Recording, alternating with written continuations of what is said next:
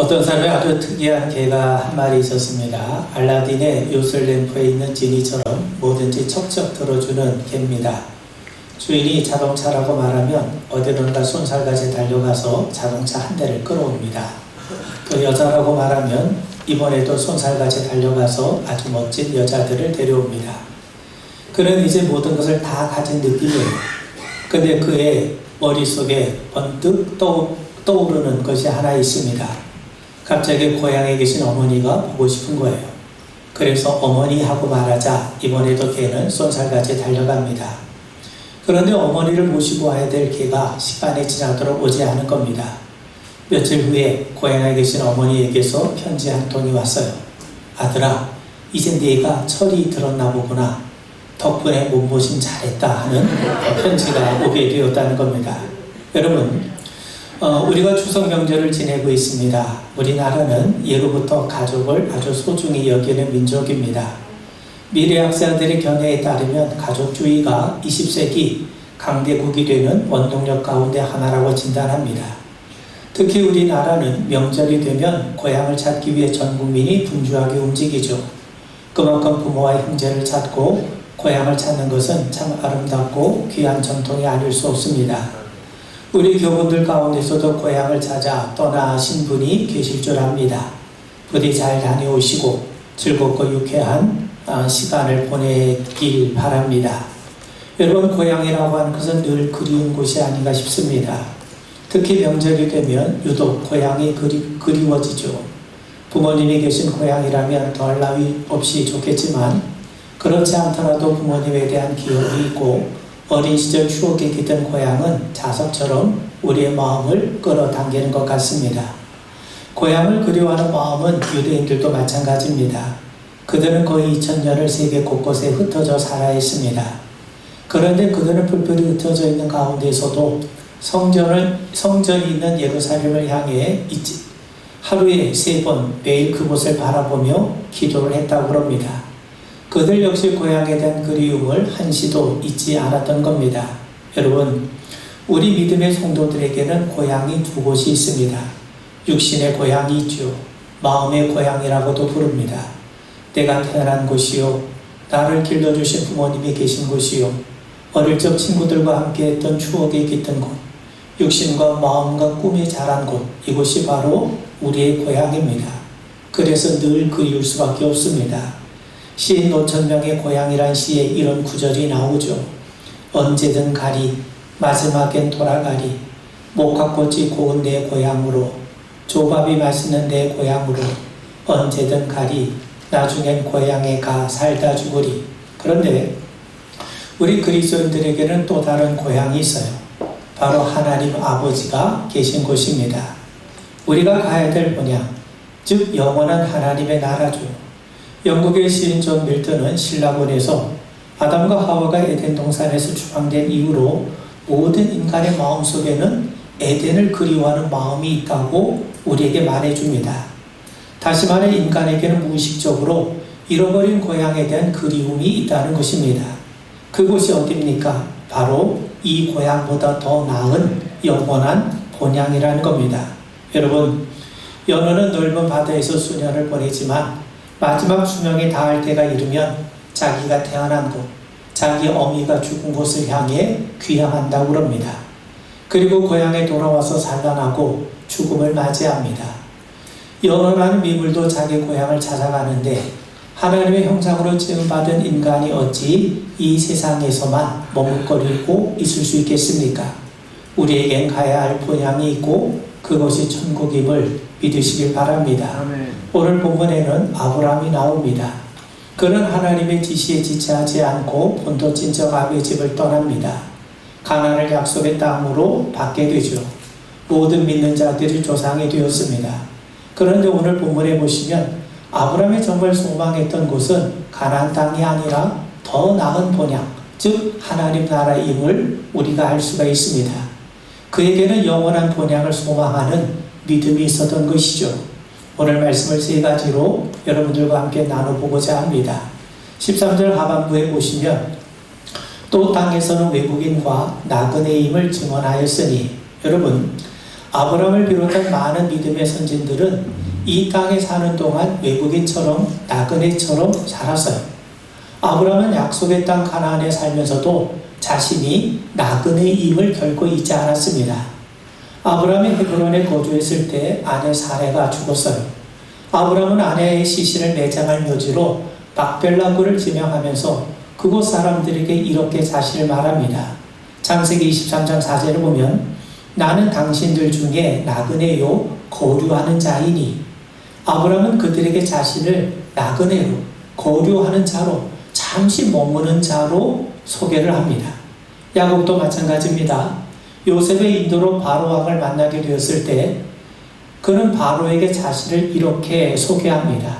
창세기 47장 9절을 보면 내 나그네 길의 세월이 130년이니이다. 내 나이가 얼마 못되니 우리 조상의 나그네 길의 연주에 미치지 못하나 험악한 세월을 보내었나이다. 야곱도 자신이 나그네 삶을 살았다고 130년의 세월을 지냈지만 매우 험악한 삶이었다고 그는 고백합니다. 다윗도 마찬가지예요. 역대상 29장 19절을 보면 우리는 우리 조상들과 같이 주님 앞에서 이방 나그네와 거류민들이라. 세상에 있는 날이 그림자 같아서 희망이 없나이다. 다윗도 우리 역시 자신을 나그네로 거류민으로 소개하고 있습니다. 자, 여러분, 나그네가 누굽니까? 낯선 곳에 잠시 머물거나 떠도는 사람이 나그네입니다. 결코 낭만적이지 않습니다. 한 곳에 정착하지 못하고 이리저리 떠돌아다니는 신세는 정말 낭만적이기에 앞서 처량하기만 합니다.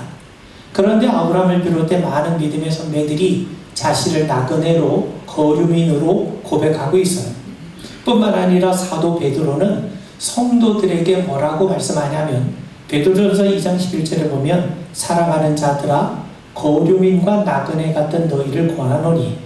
초대교회 성도들에게 당신들이 거류민과 나그네와 같다고 분명하게 말씀합니다. 비록 베드로가 초대교회 성도들에게 한 말씀이지만 오늘 우리에게도 적용되는 말씀이 아닌가 싶습니다. 우리는 나그네 같은 자라는 겁니다. 더 고상하게 말씀을 하면 하나님 나를 향해 순례의 길을 걸어가는 순례자인 것이죠. 자, 여러분, 세상 사람들도 인생을 나그네와 같다고 말을 하기도 합니다. 시인 박목월의 나그네라고 하는 시에 보면 강나루 건너서 밀밭길을 구름에 달 가듯이 가는 나그네, 길은 외줄기 남도 300리, 술 있는 마을마다 타는 저녁놀, 구름에 달 가듯 가는 나그네. 아주 서정적이고 고향의 향취가 물씬 풍겨오는 시라 아니할 수 없습니다. 뿐만 아니라 가수 최준 씨가 부른 노래 하숙생에 보면 인생은 나그네 길, 어디서 왔다가 어디로 가는가. 구름이 흘러가듯 떠돌다 가는 길에 정이랑 두지 말자, 미련일랑 두지 말자. 2절 노래는 좀 더 구체적이에요. 인생은 벌거숭이, 빈손으로 왔다가 빈손으로 가는가. 여러분, 우리가 나그네라고 하는 것은 결국 빈손으로 왔다가 빈손으로 가는 인생 아니겠습니까? 우리 믿음의 선배들은 이 땅에 살면서 나그네 의식이 분명했어요. 왜냐하면 나그네 의식이 없게 되면 세상에 대한 집착, 세상에 대한 욕심에 사로잡히기 때문이죠. 순례자로서 하나님 나라를 향해 가는 소망을 잃어버리기 쉽기 때문입니다. 제임스 키니가 마음의 추위라고 하는 시에서 이런 이야기를 합니다. 6사람의 우연한 기회에 춥고 어두운 곳에 갇혀서 모닥불을 쬐게 되었습니다. 그들은 나무 지팡이 하나씩 가지고 있었는데 모닥불이 사그라들면서 추위가 엄습하게 되죠. 이때 한 여자가 자기 지팡이를 태워서 옆에 있는 흑인을 따뜻하게 해줄 수 없다며 자기 지팡이를 꽉 움켜줘요. 두 번째 사람은 남루한 옷을 입은 사람이었는데 자기도 부자를 위해서 내가 뭐가 아깝게 이 지팡이를 내놓을 수 있겠는가, 희생할 필요가 없다면서 지팡이를 꾹 움켜주는 겁니다. 세 번째 사람은 워낙 부자이기 때문에 지팡이 내놓은 것 자체가 아까운 거예요. 네 번째 사람은 흑인이었는데 복수심에 불타서 백인들에게 안갚음하는 심정으로 지팡이를 움켜잡고 있습니다. 다섯 번째 사람은 자기 지팡이만 태우는 것은 불공정하다면서 지팡이를 내놓을 생각을 하지 않습니다. 그리고 마지막 여섯 번째 사람은 지팡이를 내놓을 생각조차 없어요. 결국 그들은 자기들의 지팡이를 움켜쥔 채 모두 얼어 죽었던 거죠. 여러분, 사람이 욕심과 탐욕에 사로잡히게 되면 결국 그 욕심과 탐욕이 그들의 마음을 죽게 했고 결국 비참하게 만든 것 아닙니까? 성도 여러분, 우리는 나그네입니다. 그 말은 다른 말로 표현한다면 모든 것은 주님의 것이라는 거죠. 내 것이라고 주장할 수 있는 것은 사실 아무것도 없습니다. 우리가 세상에서 누리는 것은 잠시 주님께서 우리에게 빌려주신 겁니다. 우리는 잠시 사용하다가 내려놓고 떠나가야 합니다. 빈손으로 왔으니 빈손으로 갈 수밖에 없지 않겠습니까? 그러므로 하나님이 맡겨주신 것을 하나님의 영광을 위해 가볍게 다 쓰고 가는 것이 지혜로운 인생입니다. 흔히 어린아이는 태어날 땐 뭔가 쥐려듯 움켜쥔 듯 두 주먹을 불끈 쥐고 태어나죠. 그런데 죽을 땐 너나 나나 할 것 없이 다 두 손을 펴고 죽습니다. 빈손으로 가야 하기 때문이죠. 아무것도 가지고 갈 수 없기 때문이죠. 그래서 장례식 때 입는 수의는 주머니가 없는 겁니다. 가져갈 것이 없기 때문이죠. 그래서 어떤 사람은 우리 인생을 이렇게 표현합니다. 이 지구라고 하는 것은 하나의 거대한 여관과 같다. 그 집의 주인은 하나님이시다. 우리는 그 집에 잠시 묵고 지나가는 나그네에 불과하다. 그리고 우리의 연수는 그 집의 전세 기한과 같다고 얘기를 합니다. 여러분, 아브라함은 나그네로 살았어요. 창세기에 보면 그가 한 곳에 정착하지 못하고 이리저리 떠돌아다니면서 장막을 친 것 우리가 알 수 있습니다. 그는 큰 부자였기 때문에 그가 마음만 먹으면 얼마든지 좋은 지역에 골라 정착할 수 있어요. 돌이나 나무로 집을 지을 수도 있었습니다. 그런데 그는 자신의 나그네임을 잘 알고 있었어요. 그래서 평생 장막에 거주하게 되었는데 장막이라는 게 다른 것이 아닙니다. 염소 가죽을 이어서 만든 천막에 불과합니다. 언제든지 철거해서 옮겨갈 수가 있어요. 천막 안에는 편의시설도 갖출 수가 없죠. 맨 바닥에 양탄자를 깔고 그 위에서 잠도 자고 식사도 하고 휴식도 취합니다. 천막 생활이라고 하는 것이 편리함과는 아주 거리가 먼 생활 양식 아닙니까? 그렇다면 왜 아브라함이 장막 생활을 했습니까? 왜 그는 나그네 의식을 가지고 살았습니까? 10절에 보면 이는 그가 하나님이 계획하시고 지으실 터가 있는 성을 바랐습니다. 아브라함이 장막에 거한 것은 경제적인 이유 때문이 아니라 신앙적인 이유 때문이라는 겁니다. 그는 하나님께서 예비하신 하늘의 거처를 바라봤어요. 자신이 가야 될 영원한 본향이 있음을 알았던 겁니다. 그는 세상의 안일함으로 인해서 하나님 나라를 향해 가는 그 길을 방해받길 원치 않았던 겁니다. 자, 여러분, 우리가 휴가를 가면 휴양지에 텐트를 치거나 민박을 하게 되죠. 그러면 불편한 것이 한둘이 아닙니다. 그럼에도 불편을 감수한 이유가 뭡니까? 우리가 거기서 영원히 거주할 것이 아니기 때문이에요. 우리 다시 돌아가야 될 집이 있기 때문입니다. 여러분, 아브라함의 삶은 곧 구원받은 성도들의 삶을 의미합니다. 우리가 주님을 알기 전에는 우리는 이 땅에 속한 사람들이었지만 우리가 구원받은 이후로 우리는 이 땅에 비록 우리가 살고 있지만 이 땅에 속한 자가 아닙니다. 하늘에 속한 자가 되고 천국을 향해 가는 순례자가 되는 겁니다. 그러므로 아브라함이 천막에 거주했듯이 우리는 세상의 안일함을 탐하지 말고 절제하는 생활 자세를 가질 필요가 있습니다. 빈손으로 왔다 빈손으로 가는 나그네 아닙니까?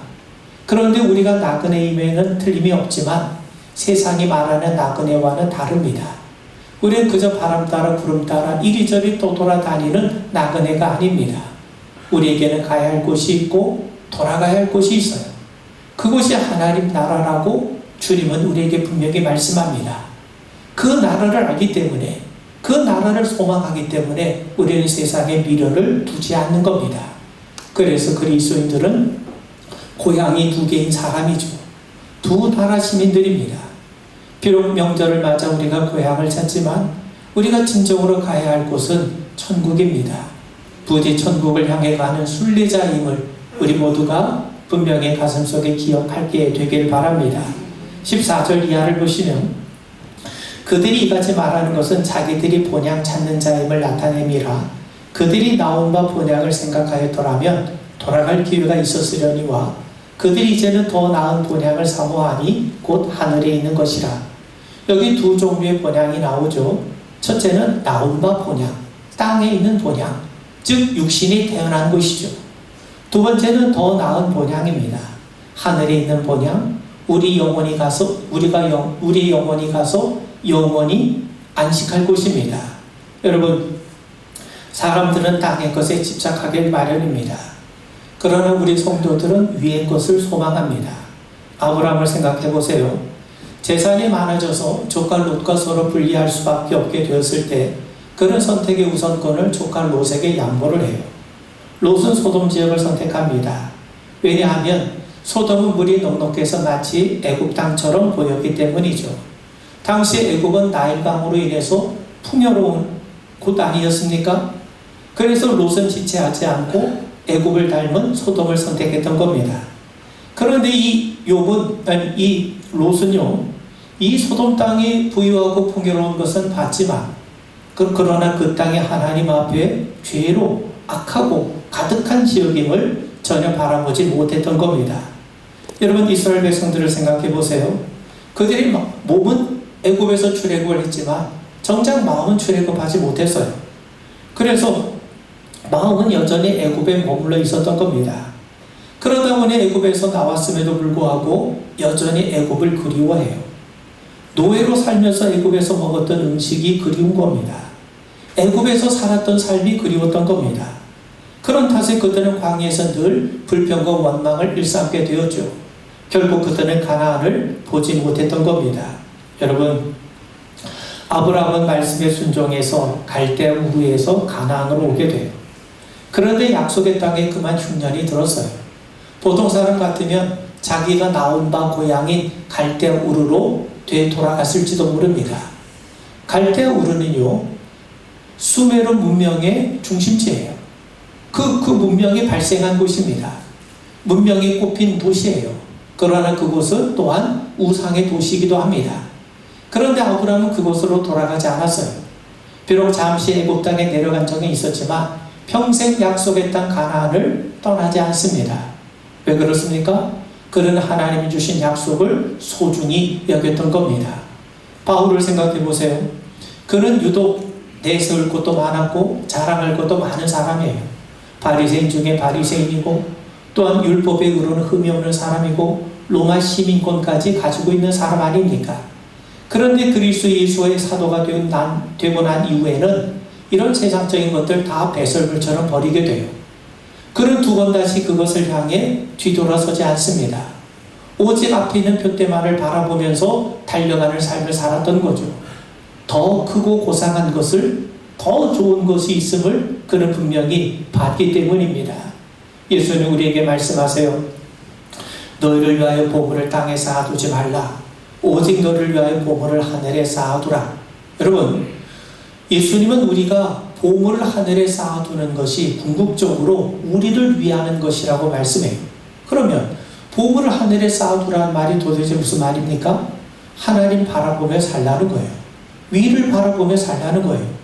하늘에 있는 더 나은 본향을 바라보며 믿음의 길을 묵묵히 한 걸음 한 걸음 나아가라는 겁니다. 여러분, 유대 사람들은 어디를 가든지 어딜 가서 장사를 해도 꼭 두 가지 장사를 먼저 한다고 그래요. 첫 번째는 보석 장사입니다. 보석은 부피가 적어서 고향을 갈 기회가 생길 때 얼른 가져갈 수 있기 때문이죠. 두 번째는 채소 장사입니다. 채소는 가져갈 게 없어요. 다 썩어버리기 때문에 버리고 가면 그만입니다. 미련이 없어요. 무슨 말이겠습니까? 우리가 고향 가는 기회가 주어질 때 그것 때문에, 내가 가지고 있는 그 어떤 것 때문에 고향 가는 것을 방해받지 않기 위해서인 거죠. 그런 의미에서 그들은 늘 고향을 바라보며 살았던 겁니다. 그리고 기회가 주면 언제든지 미련 없이 고향을 향해 떠날 준비를 했다는 겁니다. 여러분, 우리가 명절을 맞이해서 고향에 가는 일은 즐겁고 복된 일입니다. 그런데 우리에게는 더 나은 본향이 있어요. 예수님께서 우리를 위해서 친히 예비해 두신 본향입니다. 여러분, 고린도후서 5장 1절에 보면 만일 땅에 있는 우리 장막집이 무너지면 하나님께서 지으신 집, 곧 손으로 지은 것이 아니요 하늘에 있는 영원한 집이 우리에게 있는 줄 아느니라. 고린도전서 15장 19절에 보면 만일 그리스도 안에서 우리가 바라는 것이 다만 이 세상의 삶뿐이면 모든 사람 가운데 우리가 더욱 불쌍한 자이리라. 여러분, 우리에게 가야 할 본향이 있습니다. 그 본향이기 때문에 우리가 예수를 믿는 것이고 그것을 소망하며 나그네로 사는 것 아니겠습니까? 그 본향이 있음을 믿었기에 우리 믿음의 조상들은 기꺼이 순교의 제물이 되었던 겁니다.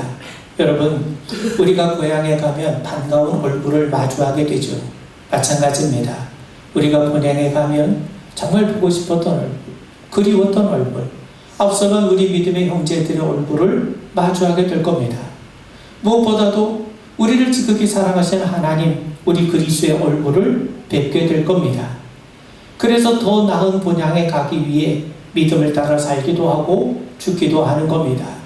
1980년 3월에 프랑스 파리의 브뤼셀 병원에서 한 세계를 풍미했던 지성인이 폐수종으로 입원을 했어요. 그는 한 달 동안 발작을 하면서 죽음에 대한 불안과 공포 때문에 자신의 병명이 무엇인지 묻기도 대단히 두려워했습니다. 아내는 괴로워하는 남편 곁에서 아무 위로도 하지 못하고 그를 바라보기만 했던 거죠. 그런데 이 사람처럼 현대 사람들에게 깊은 인상을 남긴 사람도 드물었어요. 그는 자유라는 이름 아래 수많은 글을 남겼습니다. 그가 바로 실존주의 거장 장폴 사르트르입니다. 그는 입원한 지 한 달 만에 그렇게 세상을 떠났습니다. 그런데 그가 죽은 다음에 언론이 그에 대해서 의문점을 제기해요. 사르트는 왜 그렇게 죽어야 했는가? 죽음으로부터 자유를 외쳤던 그의 말로가 그렇게 비참했던 이유가 뭔가? 그러자 어떤 독자가 신문사에 이렇게 투고했다는 거예요. 사르트르의 말로가 그렇게 비참했던 이유는 그에게 돌아갈 고향이 없었기 때문이라는 거죠. 그에게는 돌아갈 고향이 없었던 거예요. 여러분, 아이들이 놀이터에서 놀아요. 그런데 저녁에 다른 애들은 다 좋은 그 시소나 뭐 그네 타는데 힘없는 아이들은 다 뭐합니까? 그죠? 그 모래 갖고 장난이나 치죠. 그런데 저녁이 되면 아이에게 엄마가 부르는 소리가 있어요. 그 아이에게 뭐가 있는 겁니까? 내가 들어가야 될 집이 있는 거예요. 마찬가지입니다. 사르트르는요, 갈 고향이 없어요. 그는 평생 무신론자로 살았고 평생 하나님 나라에 대한 소망을 갖지 않았던 자입니다. 예수님은 분명히 말씀합니다. 내 아버지 집에 거할 곳이 많도다. 내가 너희를 위하여 거처를 예비하러 가노니 가서 너희를 위하여 거처를 예비하면 내가 다시 와서 너희를 내게로 영접하여 나 있는 곳에 너희도 있게 하리라. 여러분, 우리에게는 가야 할 본향, 우리 주님께서 친히 예비해 주신 곳이 있어요. 그곳을 사모할 수 있길 바랍니다. 아브라함은요, 그 본향을 사모했어요. 사모하다는 말이 뭡니까? 열렬히 갈망했다는 거죠. 아브라함은 무덤덤하게 믿은 것이 아니라 더 나은 본향을 아주 간절하게 열망하며 살았다는 겁니다. 여러분, 그렇다면 아브라함은 어떻게 영원한 본향을 소망하게 되었는가? 답은 믿음이에요. 여러분, 히브리서 11장 6절 말씀을 우리는 잘 압니다. 믿음이 없이는 하나님을 기쁘시게 하지 못하나니 하나님께 나아가는 자는 반드시 그가 계신 것과 또한 그가 자기를 찾는 자들에게 상 주시는 이심을 믿어야 할지니라. 믿음만이 하나님과 그 나라를 소망하게 합니다. 그리고 믿음만이 그 나라를 소유하게 하는 겁니다. 여러분, 모세가 가나안에 정탐꾼을 보내요. 그들이 와서 보고를 하는데 그 보고를 듣고 백성들이 어떤 반응을 보이냐면 한결같이 절망합니다. 모세를 향해 돌을 들어 원망의 돌을 들어요. 그런데 여호수아와 갈렙은 믿음의 눈으로 그 땅을 바라보게 되죠. 그 땅이 아름답고 젖과 꿀이 흐를 뿐만 아니라 하나님이 우리에게 주시는 약속의 땅을 임을 믿었던 사람만이 그 가나안 땅을 차지할 수가 있었던 거예요. 반면 나머지 사람들은요, 불신앙 때문에 그 약속의 땅에 발을 밟지 못했던 겁니다. 여러분, 영원한 본향도 마찬가지입니다. 아브라함은 믿음으로 더 나은 본향을 바라보며 소망했어요. 우리도 믿음으로 천국을 바라보는 겁니다. 하나님께서 보내신 그리스도 예수를 믿고 영접하는 자만이 천국을 바라보며 소망하게 되는 거예요. 하나님 기뻐하신 게 뭡니까? 믿음이에요. 우리가 복음서에 보면 예수님께서 기뻐하셨을 때가 믿음이 드러날 때였죠. 또 예수님이 제자들 책망하실 때 어떻게 책망하십니까? 믿음이 적은 자들아, 이렇게 책망하지 않으십니까? 그런 의미에서 여러분, 성경이 우리에게 증거하는 핵심 메시지는 뭐냐? 믿으면 산다는 거예요. 그래서 의인은 믿음으로 인해 산다고 말씀하지 않습니까? 여러분, 어떤 폐병을 앓던 한 부인이 스펄전 목사님을 찾아와서 자신이 얼마 살지 못할 텐데 죽음이 두렵다고 하소연을 합니다. 스펄전 목사가 부인에게 물어요. 부인은 천국에 가고 싶습니까? 예, 가고 싶습니다. 그런데 천국에는 가고 싶은데 죽기는 싫어요. 그럼 죽지 않고 엘리야 선지자처럼 불수레를 타고 승천하시면 좋겠군요. 그렇다면 불수레를 탈 자신이 있습니까? 그러자 그 부인은 저는 무서워서 불수레 못 탈 것 같아요. 불수레 탔다가 내 온몸이 천국에 가기 전에 다 탈 거 아닙니까? 자, 그러자 스펄전 목사님이 이렇게 말씀합니다. 그럴 겁니다. 어느 누구도 불수레를 타고 천국에 가지 못합니다. 천국은 오직 믿음으로만 갈 수가 있습니다. 믿음을 가지면 평안하게 잠을 자는 것 같이 죽었다가 다시 깰 때에는 천국에서 일어나게 될 겁니다. 이것이 불수레를 타고 가는 것보다 훨씬 쉬운 방법이라는 거죠. 그래서 결론적으로 믿음을 가지라고 권면하는 겁니다. 여러분, 우리나라 선교 초창기 때 의료시설이 아주 열악했어요. 하루 어떤 양반이 아주 심한 종기를 앓았는데 체면 때문에 참고 있다가 너무 아프니까 영치불구하고 이 선교사를 찾아와 부탁합니다. 선교사님, 보시다시피 제 몸에 심한 종기가 생겼어요. 듣지 않은 선교사님에게 좋은 약이 있다는 소문을 듣고 이렇게 체면 불구하고 찾아왔습니다. 그래서 선교사가 그에게 페니실린을 주면서 이건 최근에 개발된 아주 좋은 약이니까, 이 항생제니까 이걸 드시면 몸이 괜찮아질 거라고 얘기하면서 그 약을 줍니다. 약값이 얼마입니까? 아니, 이건 그냥 드리는 겁니다. 공짜입니다. 그냥 드릴 테니까 집에 가서 드셔보세요. 그러자 그는 그것을 받아들고 나오면서 이런 생각이 들어요. 공짜로 주는 걸 보니까 아무래도 이건 가짜인가 보다. 그러면서 그 귀한 약을 모두 길에다 내버렸다는 겁니다. 그 약을 버렸으니 어찌 병이 나을 수 있겠습니까? 여러분, 세상 사람들의 눈에는 믿음이 하찮게 여겨질지 모르지만 하나님은 믿음을 귀하게 여기세요. 그리스도 예수를 영접하는 믿음으로만 우리는 구원을 받고 천국을 소유하게 되는 겁니다. 하나님이 기뻐하신 게 믿음이에요. 믿음이 하늘을 바라보게 합니다. 땅에 집착하지 않게 만들어요. 영원한 세계를 향해 전진하게 합니다. 믿음만이 그리스도 예수를 향해 나아가게 만들어요. 여러분, 13절에 보시면 이 사람들은 다 믿음을 따라 죽었으며 어차피 한 세상 살다 죽기 마련 아닙니까? 그런데 어떻게 살다 죽어야 됩니까? 믿음으로 살다 죽어야 됩니다. 믿음을 따라 죽었다는 말은요, 죽는 순간까지 하나님의 신실한 약속을 붙들고 살았다는 거예요. 13절을 보면 그것들을 멀리서 보고 환영하며, 그들이 기쁘게 믿음으로 죽을 수 있는 이유가 무엇입니까? 스테반 생각해 보세요. 그는 돌세례 받지 않았습니까? 그럼에도 그는 기뻐하면서 주여 저들의 죄를 용서해 주십시오. 저들이 하는 것을 알지 못합니다. 라고 기도했어요. 그는 천국을 봤던 겁니다. 하늘의 문이 열리고 하나님 보좌 우편에 우리 주님이 서 계신 것을 봤던 겁니다. 이게 바로 스테반의 믿음이었던 거죠.